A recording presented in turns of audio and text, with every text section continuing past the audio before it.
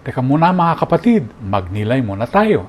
Dalawang kwento ng Annunciation, dalawang sinapupunan. Tumanggap ng pangako ang asawa ni Manoah, ganun din ang asawa ni Zacarias. At panahon ng pananahimik. The future begins with a word from God and a season of quiet. Si John Cage na isang musical composer ay pumasok minsan sa isang anechoic chamber. Expected niya na wala siyang maririnig pero nakarinig pa rin siya ng dalawang tunog. Una, may narinig pa rin siyang maliliit na ugong ng kanyang nervous system at ang mababang tibok ng kanyang dugo. Ang ikalawa, nasabi niya tuloy, perfect silence does not exist. Noong 1952, lumikha si John Cage ng pyesa na ang pamagat ay 4 minutes and 33 seconds, kung saan walang tinutugtog ang pianista sa 3 movements na may kabuuang 4 na minuto at 33 segundo. Itinuturo ni John Cage sa kanyang komposisyon na pakinggan ang mga bagay